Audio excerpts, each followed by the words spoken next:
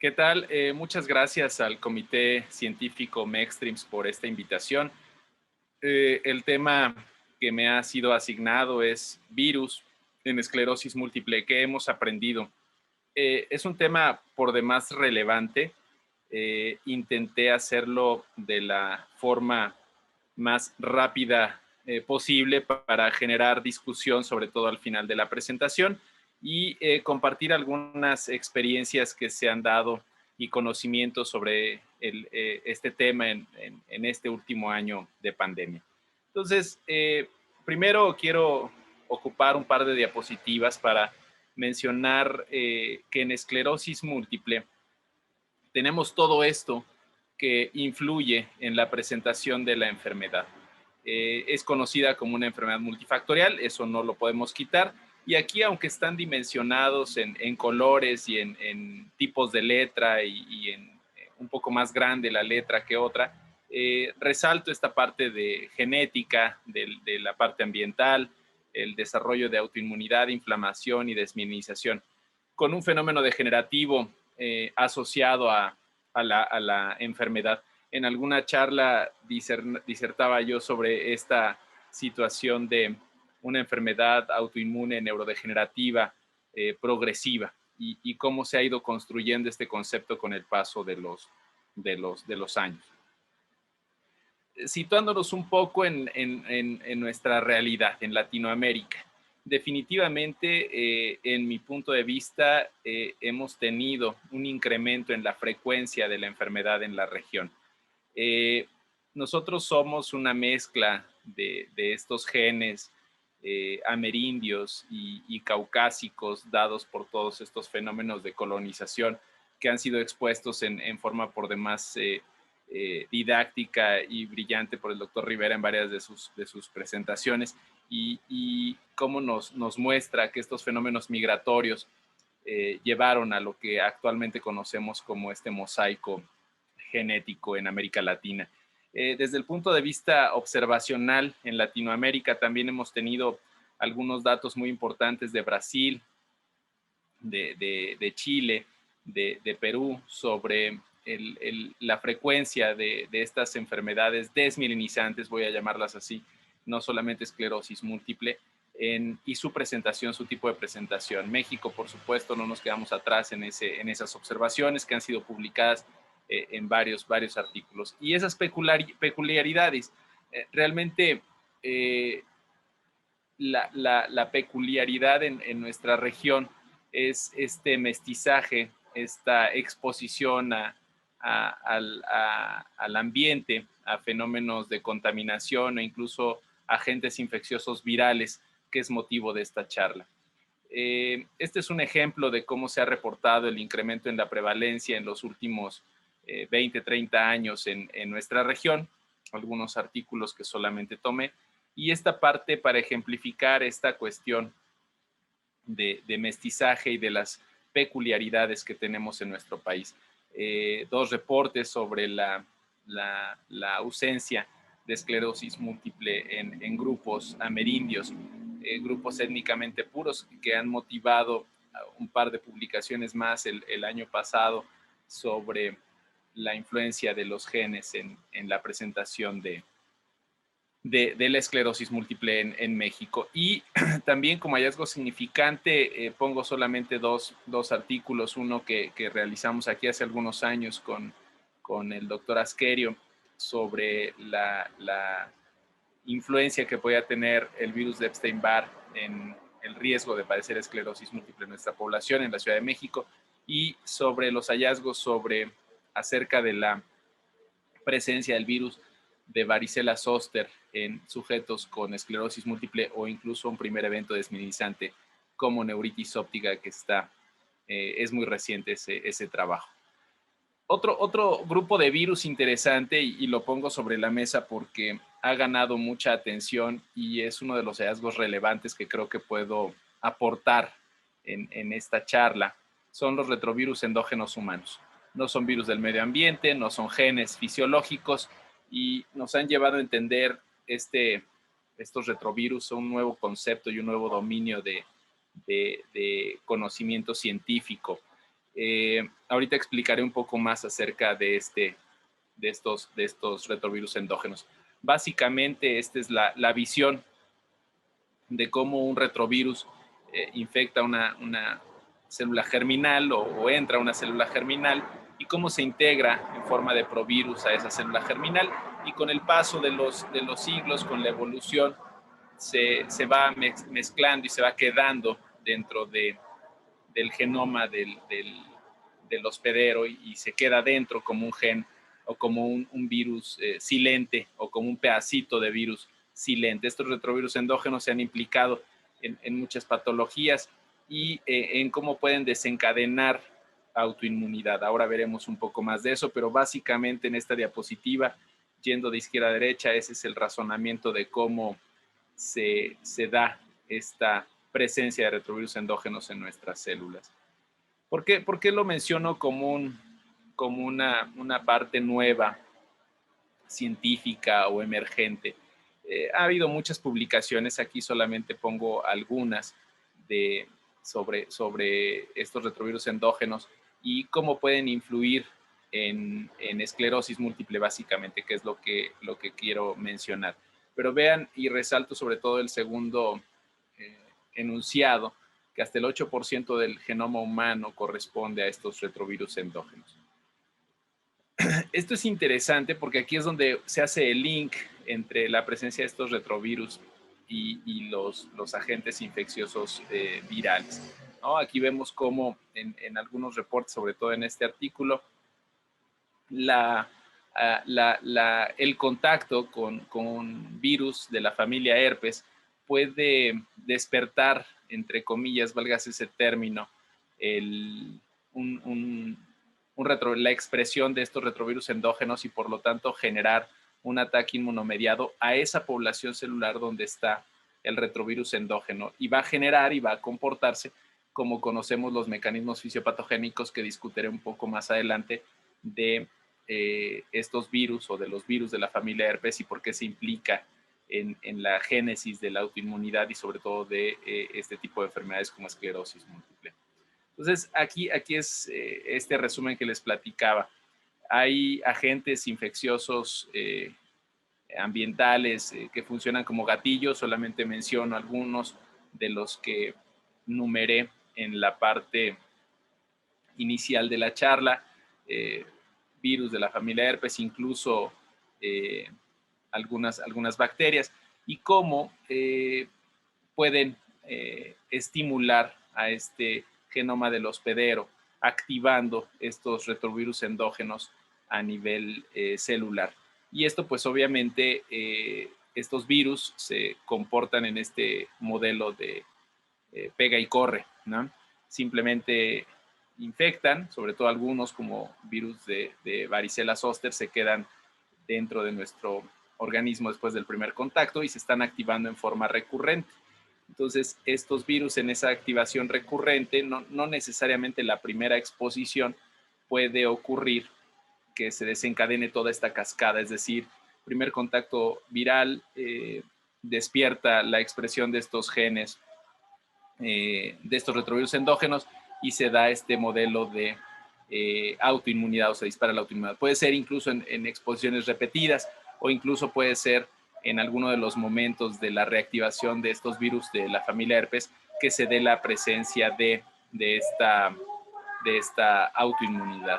Entonces aquí vemos en unos reportes como en algunos pacientes, sobre todo en tejido, se ha documentado la expresión de este RNA de retrovirus endógenos en estos tejidos. Y esto pues es obviamente muy importante porque es uno de los elementos que contribuyen a entender que primero estos retrovirus están ahí y ya en la patología, ya en sujetos que tienen la enfermedad, también se expresa estos retrovirus endógenos. Y pongo abajo también una comparación con tejidos normales y con otras enfermedades neurológicas como Alzheimer y Parkinson. Y esto es lo que ha llevado a entender que existe un retrovirus endógeno propio de esclerosis múltiple, ¿no? que va a desencadenar en esclerosis múltiple, por eso es MSRB. Este es otro artículo en el cual se muestra y se correlaciona la progresión de la enfermedad de esclerosis múltiple con la presencia de estos agentes infecciosos, retrovirus endógenos. Vean cómo la conversión a una forma secundariamente progresiva se puede ir hasta un 44% con una diferencia estadísticamente significativa a 10 años de evolución de la enfermedad, el simple hecho de tener la presencia de estos agentes.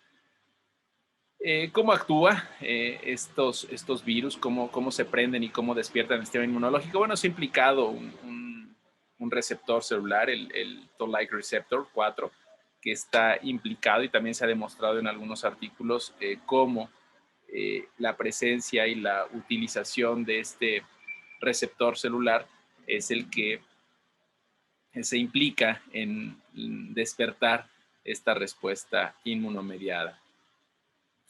Bueno, entonces, con todo este escenario, con estas diapositivas en las que mencionamos, recuerdan la primera diapositiva donde mencionaba de algunas observaciones en nuestra región, algunas particularidades en nuestra región, simplemente como fenómenos epidemiológicos, la ausencia de enfermedades de esclerosis múltiple en una población étnicamente pura, la presencia de este mestizaje en nuestra región, y luego cómo se fue dando también desde el punto de vista de observación, de estudios observacionales, un dato interesante sobre el incremento en la prevalencia de la enfermedad, cómo empezamos a ver más fenómenos de este tipo, y después cómo empezamos a reportar la presencia no solamente en el mundo, sino también en nuestra región, de que el contacto con ciertos agentes virales incrementaba el riesgo de padecer este tipo de enfermedades. Hablamos sobre virus de Epstein-Barr, sobre algunos reportes que hay sobre CMV, algunos reportes que hay sobre algunas bacterias, sobre zóster. Casi todos son virus, hablando de virus de la familia virus de la familia herpes. Y luego metimos ahí uno de los virus interesantes o estos agentes endógenos virales, retrovirus endógenos, que también están implicados en la génesis de esta enfermedad. Entonces, con todo esto, quiero centrarnos en este artículo relativamente reciente sobre habla de la interacción y los mecanismos moleculares para despertar autoinmunidad por parte de los virus. Simplemente me voy a referir a esta diapositiva, esta figura que está dentro del artículo de revisión, porque de forma de resumen, todo esto que ya platicamos, desde estudios observacionales epidemiológicos hasta la fenomenología por los virus y estos nuevos virus emergentes, este nuevo conocimiento con los retrovirus endógenos, al final tienen estos mecanismos de prender el sistema inmunológico, ¿no? Tenemos en la parte superior izquierda el mimetismo molecular. Básicamente el virus confunde al sistema inmunológico y empieza a atacar a las proteínas que se parecen a algunas de las que expresan estos virus. Una activación presenciada simplemente con el simple hecho de estar dentro de la respuesta inmunológica, me puedo prender en ese sentido para desarrollar autoinmunidad cuando se liberan estos autoantígenos y yo los capturo como célula presentadora de antígenos y empiezo a generar esta respuesta inmunológica. Aquí es más o menos donde pudiera yo, dentro de la propuesta fisiopatogénica, pensar que pudiera tener juego y tener lugar este nuevo conocimiento sobre los retrovirus endógenos y obviamente en la parte C, pues todos estos epítopes que se van presentando conforme se va desarrollando la enfermedad o va avanzando, se van generando esta degradación de ciertas proteínas y las expresan las células presentadoras de antígeno y obviamente estos fenómenos de infección por los mismos virus o la recurrencia de los virus. Recuerden que les mencionaba que no es necesario solamente tener en una ocasión el contacto con el virus, sino puede ser necesario tener exposiciones repetidas para generar la autoinmunidad. Pueden provocar estos fenómenos de autoinmunidad. ¿Qué es lo que hemos visto con SARS-CoV-2? Y con esta diapositiva terminaría la presentación. La emergencia o la llegada de este nuevo agente viral ha dado lugar a observaciones a través del mundo en muchos sentidos, ¿no? Hay un grupo con el que tenemos la oportunidad de colaborar en Reino Unido, en el cual se ha mostrado que en algunos pacientes se ha desarrollado episodios de neuritis óptica, un primer episodio de neuritis óptica. Yo en particular en este año de pandemia he tenido 2 pacientes, mujeres, que después de la infección de SARS-CoV-2 documentada porque tuvieron síntomas no respiratorios, pero sí síntomas sistémicos, desarrollaron neuritis óptica y en el estudio subsecuente, como una neuritis óptica, también había presencia de lesiones desmielizantes del sistema nervioso central y se catalogan como un fenómeno posinfeccioso, pero con alto riesgo de recurrencia, ¿no? Al final de cuentas es un virus y esto ameritaría una discusión en particular, pero son pacientes que desarrollaron estos fenómenos de autoinmunidad después de tener el contagio con SARS-CoV-2. Y también desde el punto de vista de vacunas, en Reino Unido han reportado 3 episodios de neuritis óptica después de utilizar un tipo de vacuna en estos pacientes. Aquí en México he tenido la oportunidad por compartir casos con algunos colegas de mielitis transversa relacionada con exposición a postvacunal, los casos ya conocidos postvacunales y un caso en específico de neuritis óptica. Entonces, el virus SARS-CoV-2 nos ha enseñado muchas cosas. En este estudio colaborativo, les mencionaba este trabajo que estamos haciendo con Reino Unido. Este es un correo que recibí hace un par de días acerca de este trabajo en colaboración que estamos haciendo con Reino Unido y con gente de Ginebra, donde están analizando tejido de autopsias de pacientes que no solamente fallecieron por complicaciones respiratorias, sino también por complicaciones cerebrovasculares por COVID, y han demostrado que hay presencia y activación de estas partículas, de estos retrovirus endógenos. Obviamente hay que hacer la comparación, como venía en una de las diapositivas, con aquellos que fallecieron por otras causas. Falta construir un poquito más de el conocimiento sobre estos hallazgos, pero creo que es parte de lo que está ocurriendo en el mundo, y hablo también en la parte de nuestra región, donde estamos viendo, o al menos se explica parcialmente, este incremento en la prevalencia de este tipo de enfermedades.